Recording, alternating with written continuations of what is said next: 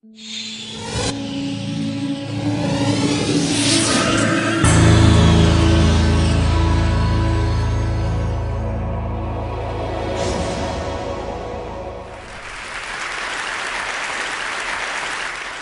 I should have a daughter, instead of mom, she's going to call me Point B.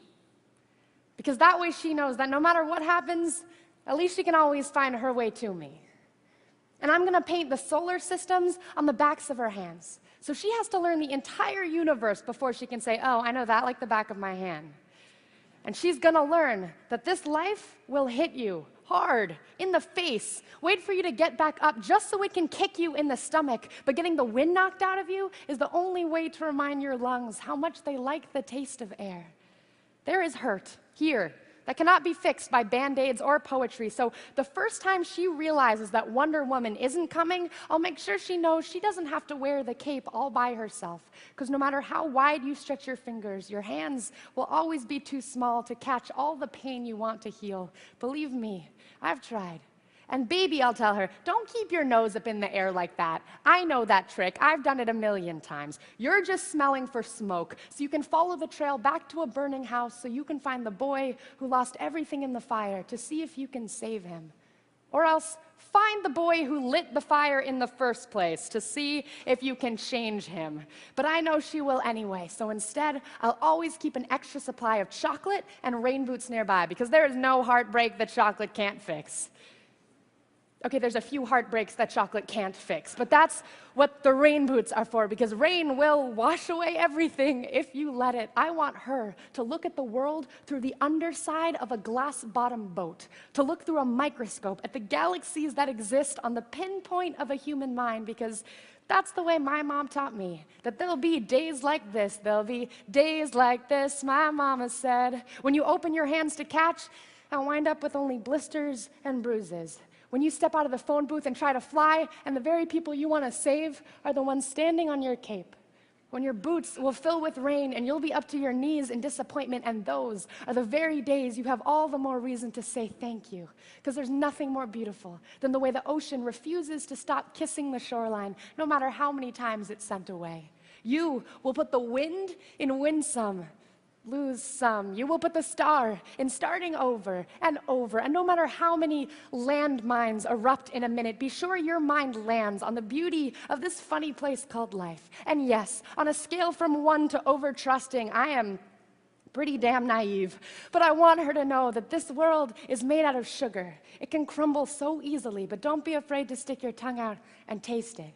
Baby, I'll tell her, remember your mama is a worrier and your papa is a warrior, and you are the girl with small hands and big eyes who never stops asking for more. Remember that good things come in threes, and so do bad things, and always apologize when you've done something wrong, but don't you ever apologize for the way your eyes refuse to stop shining. Your voice is small, but don't ever stop singing. And when they finally hand you heartache, when they slip war and hatred under your door and offer you handouts on street corners of cynicism and defeat, you tell them that they really ought to meet your mother. Thank you. Thank you.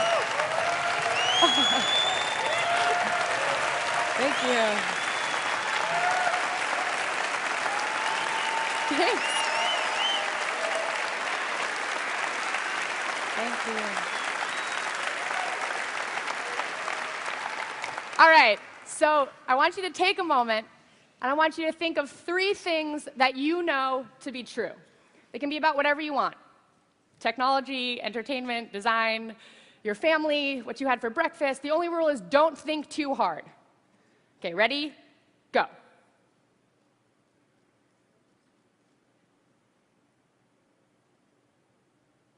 Okay, so here are 3 things I know to be true. I know that Jean-Luc Godard was right when he said that a good story has a beginning, a middle, and an end, although not necessarily in that order. I know that I am incredibly nervous and excited to be up here, which is greatly inhibiting my ability to keep it cool. And I know that I have been waiting all week to tell this joke. Why was the Scarecrow invited to TED? Because he was outstanding in his field. I'm sorry. Okay, so these are 3 things I know to be true. But there are plenty of things that I have trouble understanding. So I write poems to figure things out. Sometimes the only way I know how to work through something is by writing a poem. And sometimes I get to the end of the poem and look back and go, oh, that's what this is all about. And sometimes I get to the end of the poem and haven't solved anything, but at least I have a new poem out of it.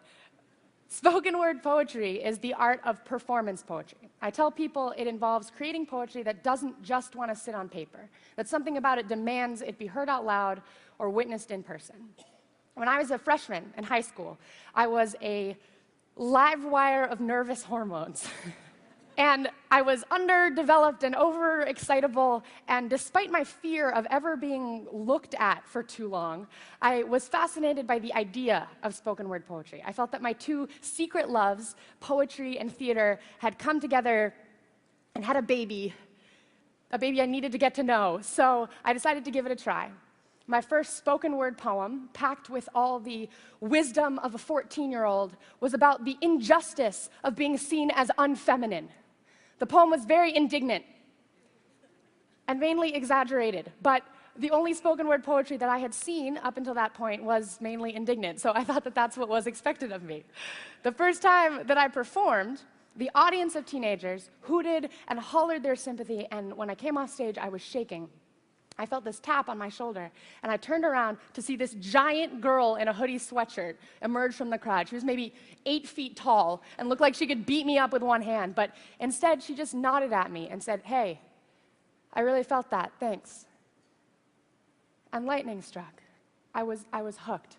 I discovered this bar on Manhattan's Lower East Side that hosted a weekly poetry open mic, and my bewildered but supportive parents took me to soak in every ounce of spoken word that I could. I was the youngest person there by at least a decade, but somehow the poets at the Bowery Poetry Club didn't seem bothered by the 14-year-old wandering about. In fact, they welcomed me. And it was here, listening to these poets share their stories, that I learned that spoken word poetry didn't have to be indignant. It could be fun or painful or serious or silly. The Bowery Poetry Club became my classroom and my home, and the poets who performed encouraged me to share my stories as well. Never mind the fact that I was 14, they told me, write about being 14. So I did, and stood amazed every week when these brilliant, grown-up poets laughed with me and groaned their sympathy and clapped and told me, hey, I really felt that too. Now, I can divide my spoken word journey into 3 steps. Step 1 was the moment I said, I can do this. And that was thanks to a girl in a hoodie. Step 2 was the moment I said, I will continue. I love spoken word. I will keep coming back week after week. And step 3 began when I realized that I didn't have to write poems that were indignant if that's not what I was. There were things that were specific to me. And the more that I focused on those things, the weirder my poetry got, but the more that it felt like mine. It's not just the adage, write what you know. It's about gathering up all of the knowledge and experience you've collected up to now to help you dive into the things you don't know. I use poetry to help me work through what I don't understand, but I show up to each new poem with a backpack full of everywhere else that I've been. When I got to university, I met a fellow poet who shared my belief in the magic of spoken word poetry. And actually, Phil K. and I, coincidentally, also share the same last name. When I was in high school, I had created Project V.O.I.C.E as a way to encourage my friends to do spoken word with me. But Phil and I decided to reinvent Project V.O.I.C.E, this time changing the mission to using spoken word poetry as a way to entertain, educate, and inspire. We stayed full-time students, but in between we traveled, performing and teaching 9-year-olds to MFA candidates from California to Indiana to India to a public high school just up the street from campus. And we saw over and over the way that spoken word poetry cracks open locks. But turns out sometimes poetry can be really scary. Turns out sometimes you have to trick teenagers into writing poetry. So I came up with lists. Everyone can write lists. And the first list that I assign is 10 things I know to be true. And here's what happens. And here's what you would discover, too, if we all started sharing our lists out loud. At a certain point, you would realize that someone has the exact same thing or one thing very similar to something on your list. And then someone else has something the complete opposite of yours. Third, someone has something you've never even heard of before. And fourth, someone has something you thought you knew everything about, but they're introducing a new angle of looking at it. And I tell people that this is where great stories start from, these four intersections of what you're passionate about and what others might be invested in. And most people respond really well to this exercise. But one of my students, a freshman named Charlotte, was not convinced. Charlotte was very good at writing lists, but she refused to write any poems. Miss, she'd say, I'm just not interesting. I don't have anything interesting to say. So I assigned her list after list, and one day I assigned the list 10 things I should have learned by now. Number 3 on Charlotte's list was, I should have learned not to crush on guys 3 times my age. I asked her what that meant, and she said, Miss, it's kind of a long story. And I said, Charlotte, it sounds pretty interesting to me. So she wrote her first poem, a love poem, unlike any I had ever heard before. And the poem began, Anderson Cooper is a gorgeous man. Did you see him on 60 Minutes racing Michael Phelps in a pool? Nothing but swim trunks on, diving in the water, determined to be this swimming champion. After the race, he tossed his wet, cloud-white hair and said, you're a god. No, Anderson, you're the god.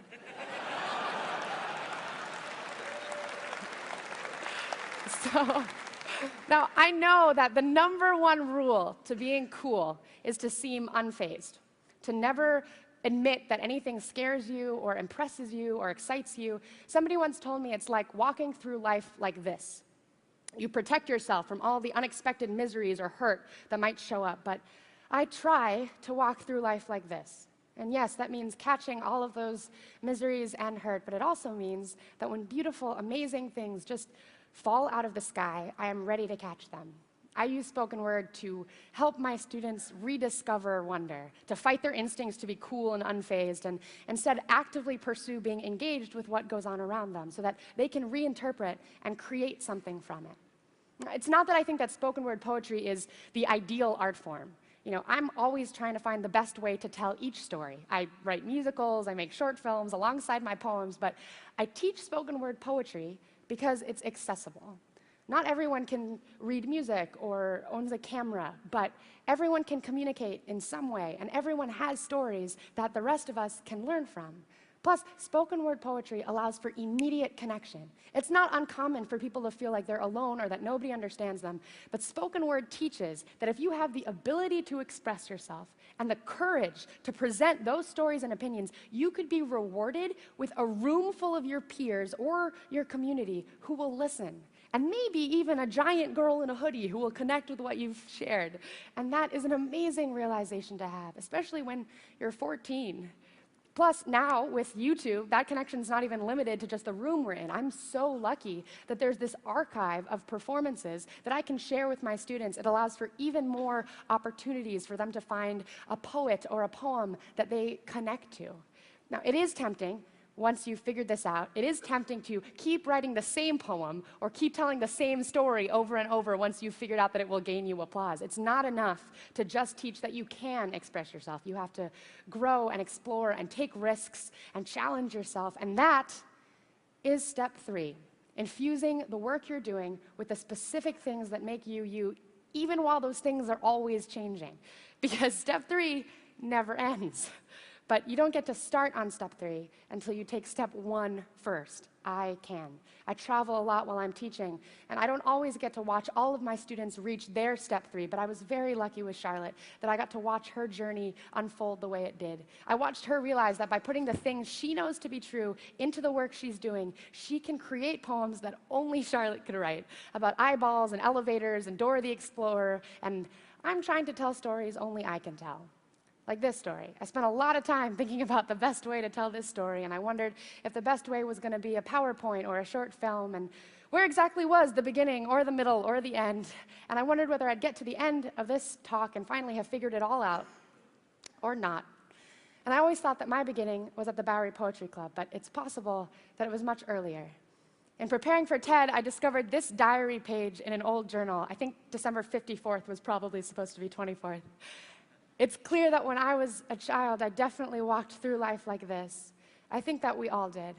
I would like to help others rediscover that wonder, to want to engage with it, to want to learn, to want to share what they learned, what they've figured out to be true, and what they're still figuring out. So I'd like to close with this poem. When they bombed Hiroshima, the explosion formed a mini supernova. So every living animal, human, or plant that received direct contact with the rays from that sun was instantly turned to ash. And what was left of the city soon followed. The long-lasting damage of nuclear radiation caused an entire city and its population to turn into powder. When I was born, my mom says, I looked around the whole hospital room with a stare that said, this? Pfft, I've done this before. She says I have old eyes. When my grandpa Genji died, I was only 5 years old, but I took my mom by the hand and told her, don't worry, he'll come back as a baby. And yet for someone who's apparently done this already, I still haven't figured anything out yet. My knees still buckle every time I get on a stage. My self-confidence can be measured out in teaspoons, mixed into my poetry, and it still always tastes funny in my mouth. But in Hiroshima, some people were wiped clean away, leaving only a wristwatch or a diary page. So no matter that I have inhibitions to fill all my pockets, I keep trying, hoping that one day I'll write a poem I can be proud to let sit in a museum exhibit as the only proof I existed. My parents named me Sarah, which is a biblical name. In the original story, God told Sarah that she could do something impossible, and she laughed. Because the first Sarah, she didn't know what to do with impossible, and me, well, neither do I, but I see the impossible every day. Impossible is trying to connect in this world, trying to hold on to others while things are blowing up around you, knowing that while you're speaking, they aren't just waiting for their turn to talk. They hear you. They feel exactly what you feel at the same time that you feel it. It's what I strive for. Every time I open my mouth, that impossible connection. There's this piece of wall in Hiroshima that was completely burnt black by the radiation. But on the front step, a person who was sitting there blocked the rays from hitting the stone. The only thing left now is a permanent shadow of positive light. After the A-bomb, specialists said it would take 75 years for the radiation-damaged soil of Hiroshima City to ever grow anything again. But that spring, there were new buds popping up from the earth. When I meet you, in that moment, I'm no longer a part of your future. I start quickly becoming part of your past. But in that instant, I get to share your present, and you get to share mine. And that is the greatest present of all. So if you tell me I can do the impossible, I'll probably laugh at you. I don't know if I can change the world yet, because I don't know that much about it, and I don't know that much about reincarnation either. But if you make me laugh hard enough, sometimes I forget what century I'm in.